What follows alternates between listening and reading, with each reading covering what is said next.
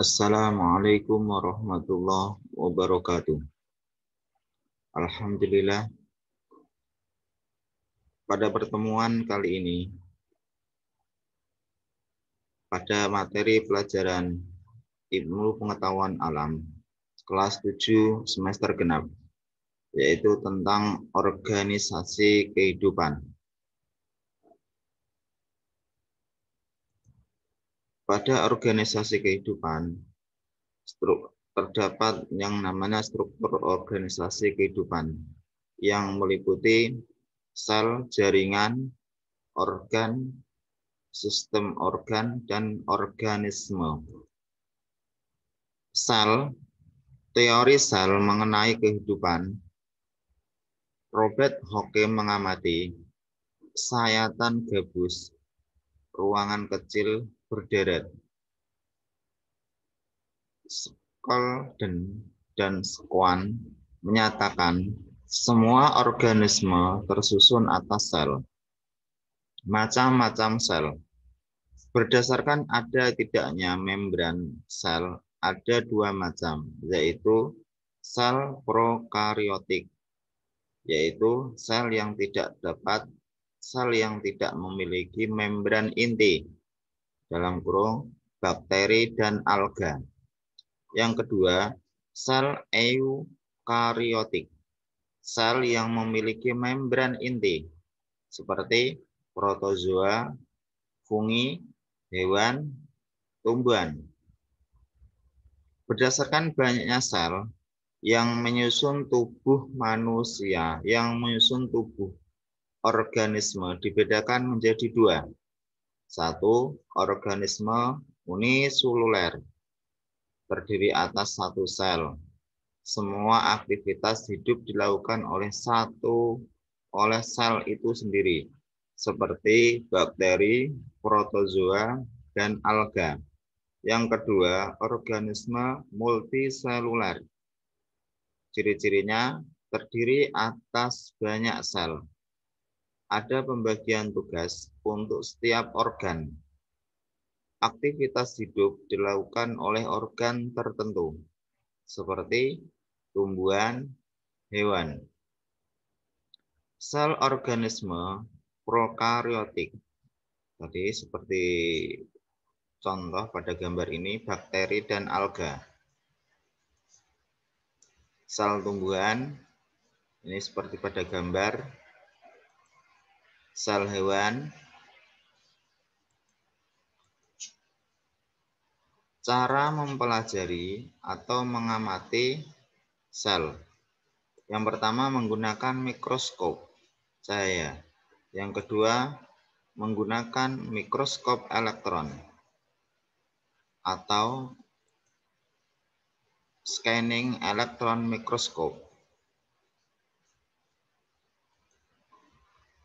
Sel hewan dan sel tumbuhan memiliki persamaan beberapa organel sel, antara lain membran plasma, nukleus, sitoplasma, retikulum endoplasma, aparatus Golgi, ribosom, lisosom, pereksiosom, mitokondria, vakuola. Nah, ini adalah persamaan sel tumbuhan dengan sel hewan. Jadi ada tiga yang dimiliki oleh sel tumbuhan dengan hewan, dimiliki oleh setiap sel.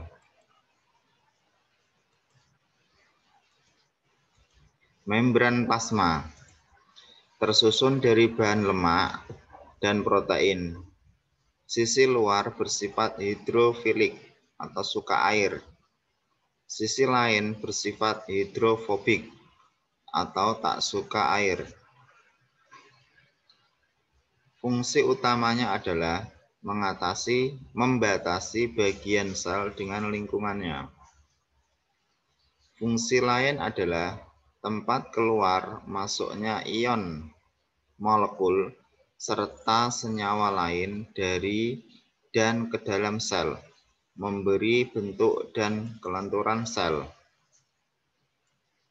Bersifat selektif, permeabel, menyeleksi zat. Nukleus atau inti sel pada eukariotik memiliki membran inti, mengandung anak inti atau nukleolus dan kromosom. Fungsi inti sel adalah mengendalikan metabolisme sel, menyimpan informasi genetik, mengatur ekspresi gen, tempat terjadinya replikasi dan transkripsi, mengatur segala aktivitas sel. Sitoplasma, merup atau cairan sel, terdapat di dalam sel namun di luar membran inti. Air, garam, dan molekul organik. Di dalamnya terdapat organ sel antara lain mitokondria, ribosom, badan Golgi, lisosom, retikulum, endoplasma. Nah, ini adalah perbedaan sel hewan dan sel tumbuhan. Bisa dipelajari atau bisa dibaca sendiri.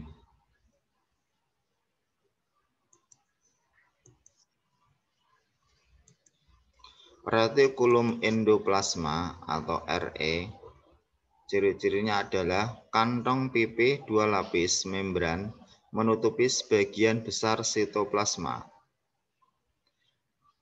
Retikulum endoplasma terdiri dari dua tipe, yaitu retikulum endoplasma halus tanpa adanya ribosom dan RE kasar dengan ribosom. Badan Golgi atau aparatus Golgi merupakan kantong pipih bertumpuk, fungsinya untuk memproses protein dan molekul lain yang akan dibawa ke membran sel.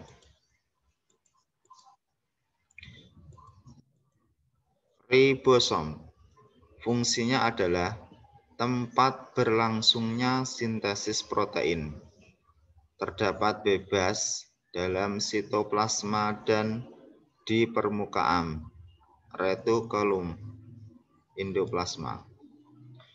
Organisasi kehidupan tingkat sel. Setiap makhluk hidup tersusun atas sel atau komponen penyusun tubuh makhluk hidup. Makhluk hidup yang tersusun atas satu sel atau makhluk hidup uniseluler, makhluk hidup yang tersusun atas banyak sel atau multiseluler. Setiap sel mempunyai organel-organel yang mampu menjalankan fungsinya untuk hidup. Jadi, sel merupakan unit struktural dan fungsional terkecil dari makhluk hidup. Ilmu biologi yang mempelajari tentang sel disebut sitologi. Organisasi kehidupan tingkat jaringan. Kumpulan dari beberapa sel yang mempunyai bentuk, susunan, dan fungsi yang sama disebut jaringan. Kumpulan sel ini bekerja sama menjalankan tugasnya sesuai dengan fungsinya. Contoh, jaringan saraf yang berfungsi menyampaikan dan menanggapi rangsang dari reseptor ke efektor. Ilmu biologi yang mempelajari jaringan disebut histologi. Organisasi kehidupan tingkat organ. Organ adalah kumpulan dari beberapa jaringan yang berbeda dan menjalankan fungsi yang sama. Contoh, organ kulit terbentuk oleh beberapa jaringan yang berbeda seperti epitel, jaringan, otot, jaringan, darah, dan jaringan saraf. Keseluruhan jaringan tersebut bekerja sama menjalankan fungsinya seperti melindungi tubuh.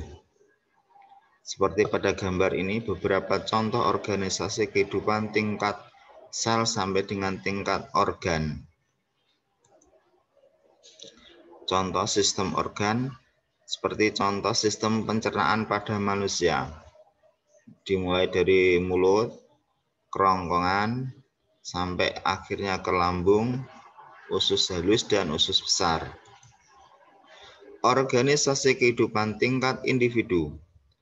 Individu merupakan organisme tunggal yang tersusun oleh kumpulan sistem organ. Adanya berbagai sistem organ yang fungsinya berbeda membuat suatu individu dapat melakukan hidupnya dengan baik. Contoh, burung, harimau atau macan, orangutan. Ya, demikian untuk materi pertama atau pertemuan awal untuk semester genap kelas 7. Semoga bermanfaat. Di sini ada tugas atau proyek, terus ada soal latihan, bisa nanti dikerjakan di rumah masing-masing.